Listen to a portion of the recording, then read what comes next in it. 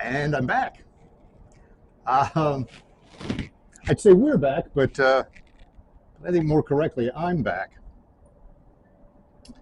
It's been 10 months or so since I last posted a video to YouTube. I apologize for the silence there. I apologize for going radio dark and not giving you any warning. The purpose of this video is to, I guess, apologize, explain, and then kind of catch everybody up. Now, because I've been away, or we've been away for about 10 months, there's a lot to cover here. So I'm going to go through this pretty quickly, or at least I'm going to try to go through this pretty quickly and explain why the long hiatus and, again, what's been going on and where we think we're going to be going moving forward. Some of you know much of this story. Some of you know a little bit of it. Some of you are completely in the dark. So here we go. When we retired here in July of last year, July of, 2023, so a year and a half ago now, I guess. When we came down, I was ready to retire. I was ready to kind of hang up my chalk, I guess, in the classroom and come on down. Patty was a little bit more nervous about it, I guess, and I tried to reassure her, "We'll be fine. We'll be fine. We're covered. We don't need to work any longer." And she wasn't so sure about that. But then once we got down here and she saw kind of what our living expenses were and where our investments were, she realized, "Yep, we're good." However, she had come to nursing as a profession fairly late. And so while I had 25 years in the classroom at Hampton-Sydney, she, I don't think, had 10 years of nursing. And I don't think she had more than 5 years as a wound care nurse, which is the specialty that she developed. So as the spring rolls around, the spring of 2024 rolls around, she begins to think about getting back into the hospital, getting back by the bedside and doing patient care again. Now, there are, I think, 3 reasons for that. One is, as I just mentioned, she was late coming to the profession. She wasn't as ready to leave as I was, and simply wanted to get back into the hospital and back into the profession of nursing. It's her calling. So that's part of it. The second reason is that she had written a couple of articles that appeared in, I guess I would call it a trade journal, and that seemed to be going pretty well for her. She'd like to continue to write. At this point, she should actually be paid for the articles that she writes. She'll write them, I guess, on consignment. But anyway, getting into travel nursing and going, to different hospital systems and working with, different staff, perhaps with some different products, maybe some different techniques. I don't know. All of this can inspire her as she looks forward to writing. I think that's a great idea too. Finally, although we are fine financially, we are trying to get our house built, and there's a very significant hiccup in that process having to do with the financing. And the short of it, for the purpose of this video, is we've got a choice. We either wait 2 years and then get a kind of a normal loan, or we accumulate the amount of the loan in cash, deposit that in the bank, and then we can essentially take what would be a secured loan against that deposit. That we're trying to do. That's what we're trying to do. We're hoping we can get that done. Actually, we're hoping we can get the construction started this summer. So to assist us in accumulating cash, the travel nursing jobs make sense as well. So for really those 3 reasons, Patty said, "I want to do travel nursing." And I said, "Great, I'll support you, whatever you want to do." Now, this all happened very quickly. we encountered the problems, the roadblock with the financing in, I guess it was February. I think it was late February. So then we had to sit down and talk about how we're going to deal with that.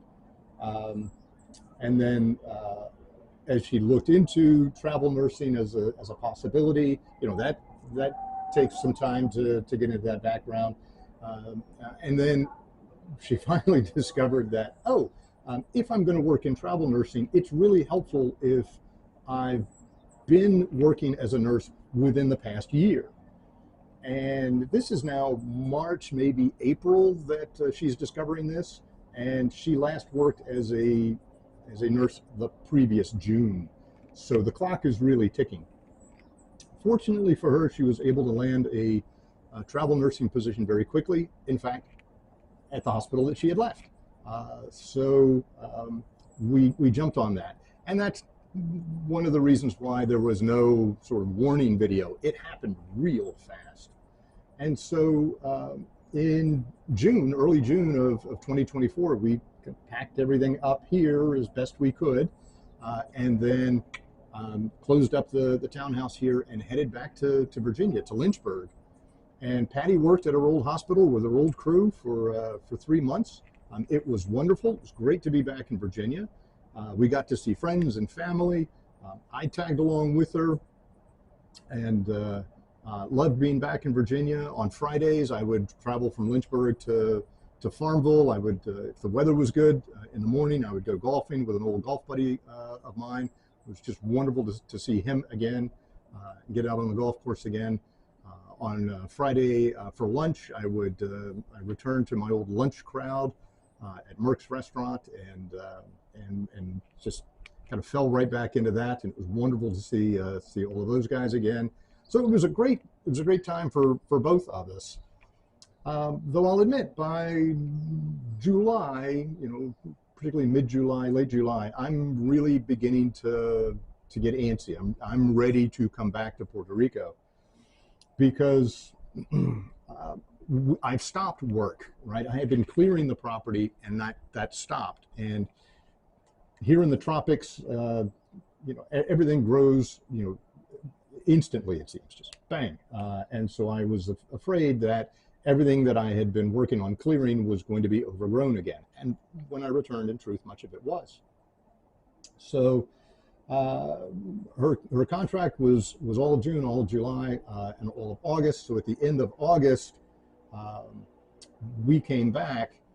Though Patty, while she enjoyed the travel nursing, she actually wanted to do some more of it. And I said, fine, that's great. Again, support whatever you want. But I need to be home. I need to get stuff done.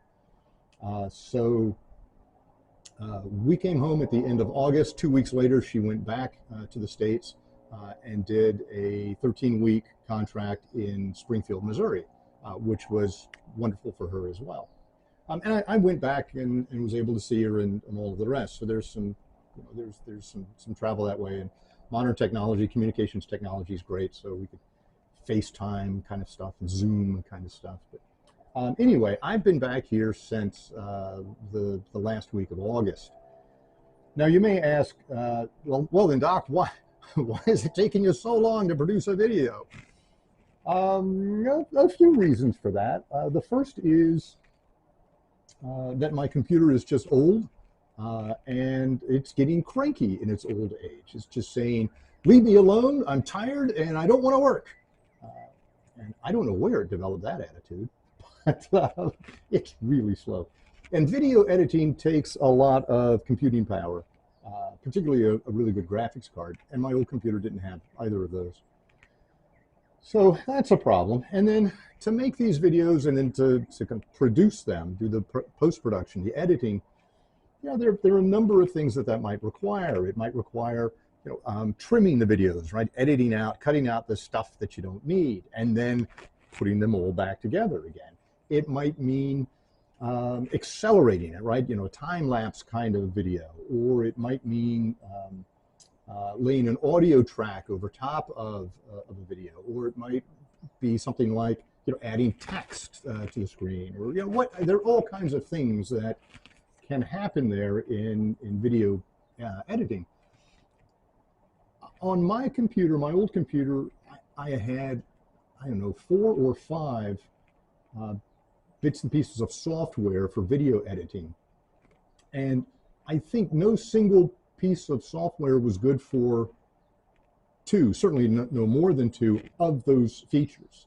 So it was not at all uncommon that I'd have, you know, a video that I'm working on, and I'd dump everything into one program and do what I can do there, and then save it, you know, export it, and then import that into another program and do something else, and then import into another one and another one, another. Oh my God! And it was like pulling teeth. It was horrible. So computer problems are the first of those things. And then so I looked around, and there's not a lot of sort of off-the-shelf options for computers here. I could go to Walmart, but I'm not going to find the kind of computer that I need to do video editing there. There is a Best Buy in San Juan, but maybe I could find what I wanted there. I don't know. But I wound up deciding I'm going to build the computer that I need to get this sort of stuff done. And I'm glad that I did that, but Amazon takes forever to ship stuff here. 6 weeks, 8 weeks. Sometimes they ship things and it never arrives, and they go, whoops, sorry, better luck next time. And you kind of order it all over again. It takes forever. So it took, probably 3 months to build the computer. And even now, I'm still kind of putting the finishing touches on that thing.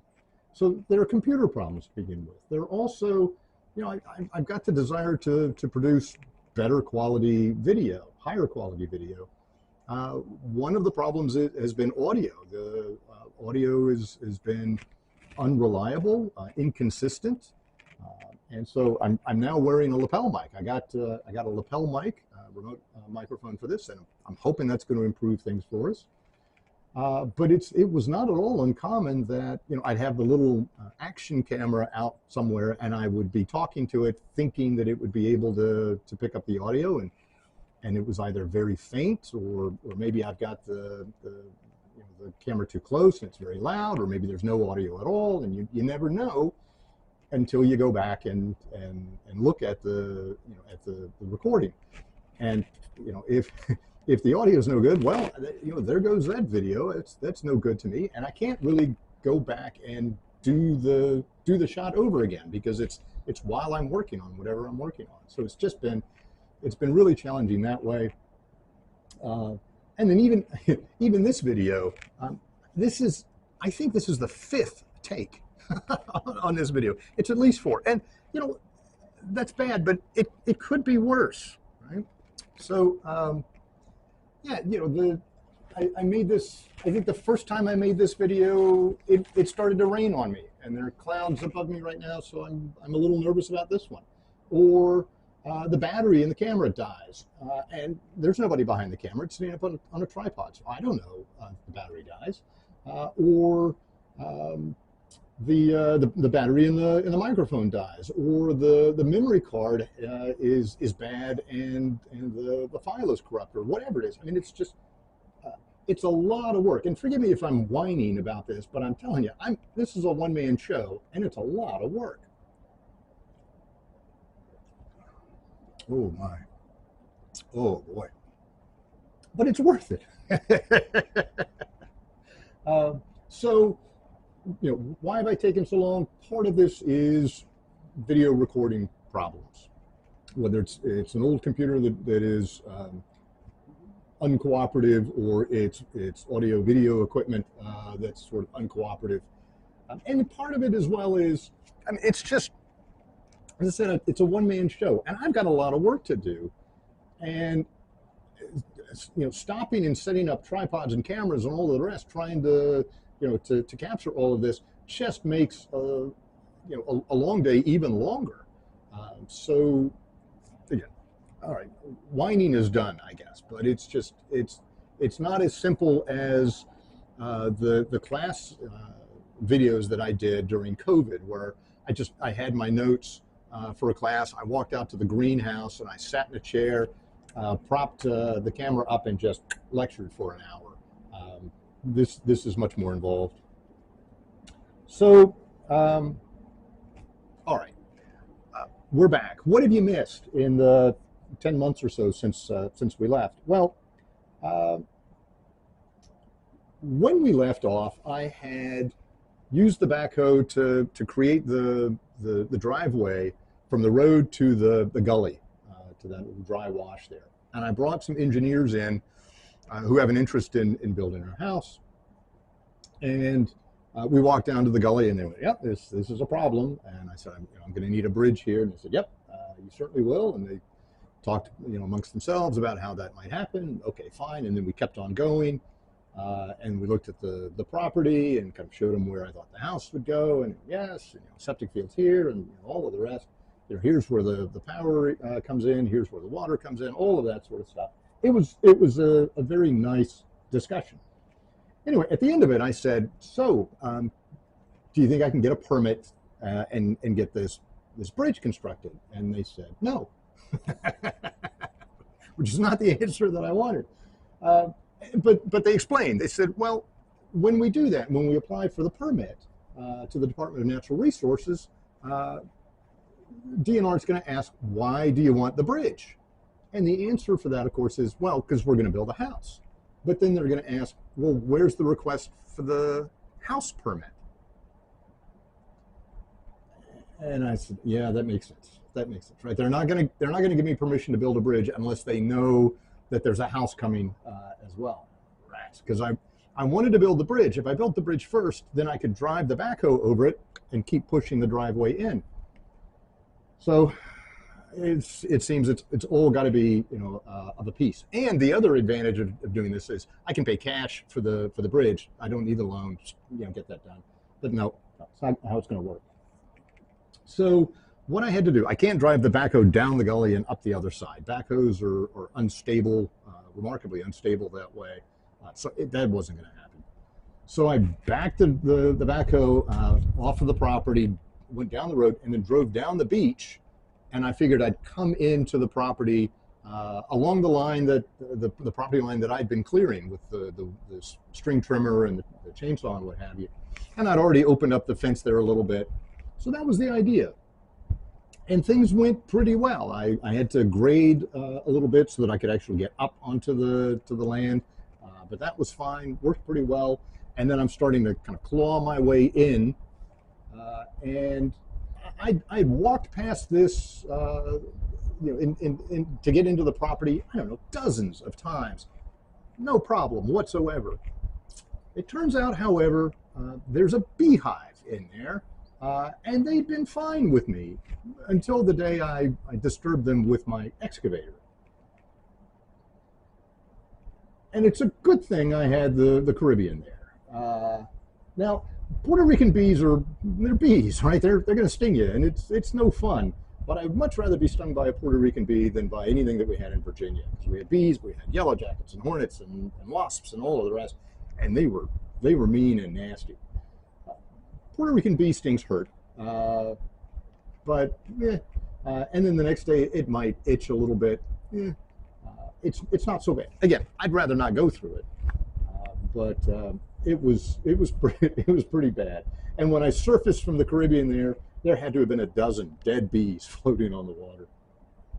So I thought, well, rats. All right, I guess I'm not going in there. And so I waited a little bit until I figured the bees died down, and then I crept on in to hop in the backhoe and drive it out. And yeah, they hadn't died down yet. They hit me again, and into the water I went again.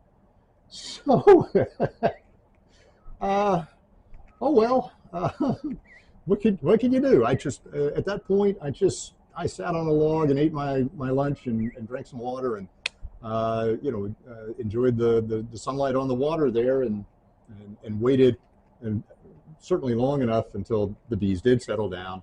I was able to creep into the backhoe, and I just moved down the property a little bit to another place that was kind of easy to access with a backhoe.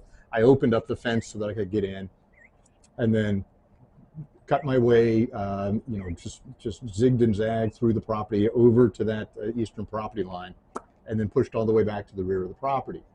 Once I'm there, it's a right turn, and now I'm cutting the driveway from the property out rather than from the road in. And the idea is to kind of meet, there at the gully. And things went pretty well, but this is where we stopped in May, as I'm coming out here, to Virginia for June. So I got, I don't know, 50, 60 feet in. And that was it. Now, when I come back, I hopped in the backhoe and cranked her up and started ripping limbs and stuff out and making good progress until I blew the seals in one of the cylinders, and all of my hydraulic fluid dumps out. So at this point, I can't move the backhoe because the excavator bucket is extended, my outriggers are down, the loader bucket is down, and I've got no hydraulics to retract those, so I can't move the backhoe. I think what I'm going to do is pour some fluid in, put a bucket underneath where that leaky cylinder is, crank it up, retract everything as fast as I can, and then I should be able to drive the backhoe off the property, down to the beach, back around, because I've got a line on a couple of guys who can fix it, but they don't want to drive down the beach and all the rest to get to it, or lug their tools in or whatnot. So that's the first order of business, is getting the backhoe fixed. The other interesting development is Patty and I, when we were in Virginia, and in fact briefly before we went to Virginia, talked about a second vehicle. All we've got is the Tesla. And the Tesla is wonderful. It's great.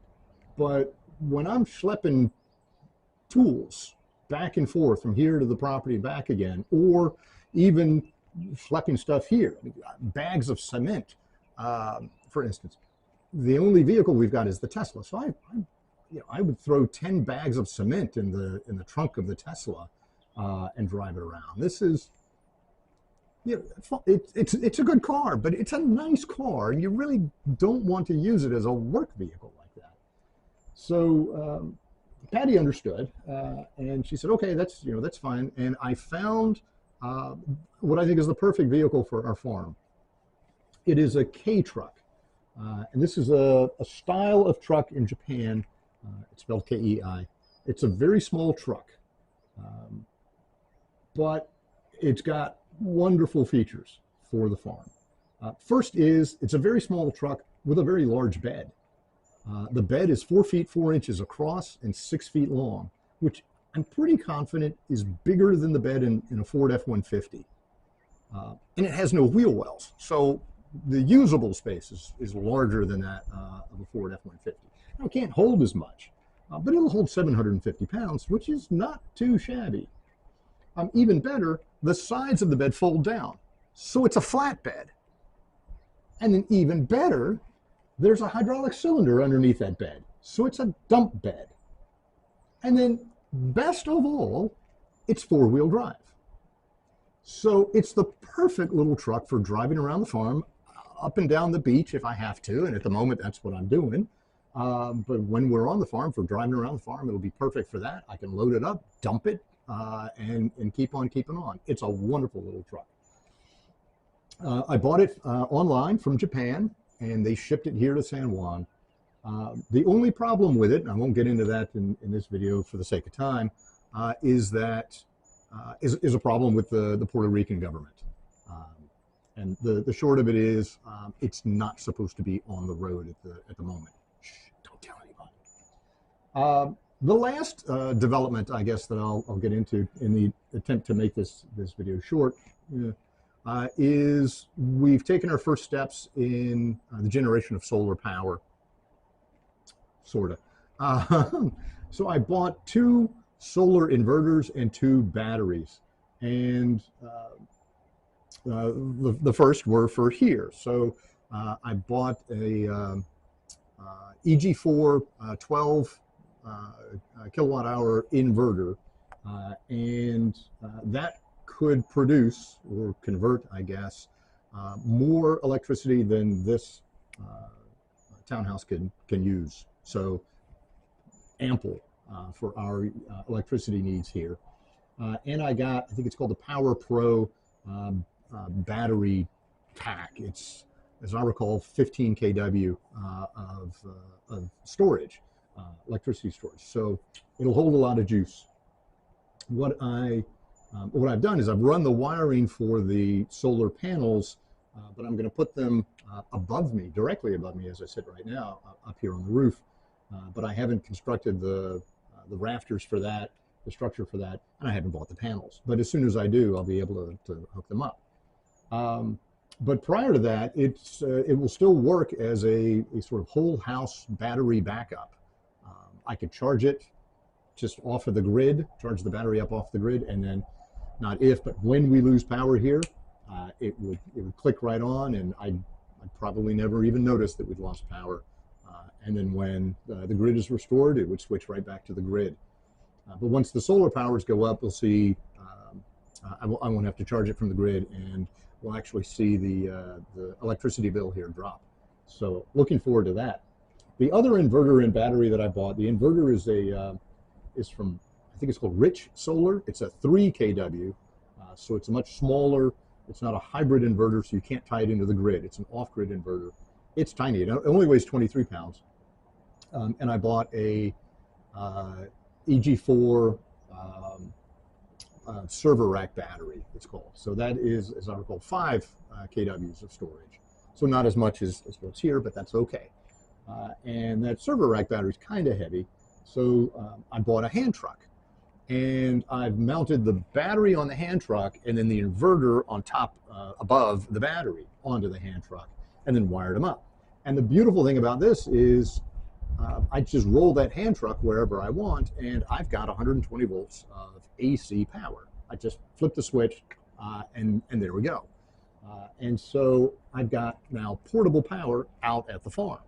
So I can run my air compressor, which means I can put air in my tires, or I can run my impact driver, or I can run power tools out there. I can run lights out there. You know, whatever I need to do with electricity, I can do there.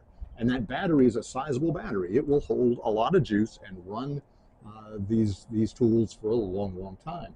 And like here, when I get the solar panels, I'm building a shed out on the property, and when I get those solar panels, I'll mount them on the roof, and then I'll wheel this hand truck into the shed, plug it in to the solar panels, and let the solar panels charge it up, and then I'll plug it into the shed itself, and I'll have outlets there, so I can simply use it, you know, as if it were the grid there. Or I can disconnect it and roll it out the door and take it wherever I want on the farm for power wherever I need it. So it's a wonderful little system, and I'm delighted it's come in handy already, and I'm really excited about that. All right, I've talked too long. I know I've talked too long, but it's 10 months, so I'm going to try and do better. This, I anticipate, will be something of the format going forward. Me talking directly to the camera here, and talking about what happened not in the last 10 months, but in the last week. I'm going to try and get these videos out on a weekly basis, and just as you've seen in this video, with me talking and then occasionally cutting away to clips you know, from the action camera of what was actually happening. So the shots of the backhoe, the shots of the truck, the shots of the solar equipment, for example. I don't like talking head videos all that much, but at this point, I think that's probably the only way to get consistent video quality, consistent audio quality, and to get these things out in something of a regular fashion. So stay tuned for more like this. As always, if you like this, God bless you for it. Please hit the like button. If you're new to the channel here, or you're happy that you stumbled across me, happy that I'm back, and you want to keep up, hit the subscribe button. That would be fine. Most importantly, if you're talking with friends of ours, friends of mine, friends of Patty's, and they say, hey, what's up with Warner and Patty? Haven't heard from them, and you should say, hey, they've got a YouTube channel that that lets us know what's going on. Share this with friends, please. That helps a bit. And then perhaps most importantly, comment below. Let me know what's going on with you. Let me know what you want me to talk about. I always sort of salt these things with hints, and I don't get a lot of requests this way. But I'm happy to talk about the financing for the construction out there and kind of where we are, where we expect to go with that. Happy to talk about the truck. I love that truck. It's a wonderful truck. I'm not happy with the government of Puerto Rico. Happy to talk about the backhoe. Still love that backhoe. Very much looking forward to getting it working reliably and consistently. That engine will be running long after I'm dead. The issue has been tires and now hydraulics, but I'm pretty confident once I get the hydraulics fixed, it should run and run and run. We should be in good shape there. Happy to talk about solar power. Happy to talk about whatever's on your mind, whatever it is that you'd like to hear about. Drop me a comment below and let me know, and I'll be talking to you then. So thanks for your patience, both in waiting 10 months and in waiting, going through this video. I'm delighted to be back, delighted to have this conversation with you again, and I'm looking forward to many, many more. See you soon.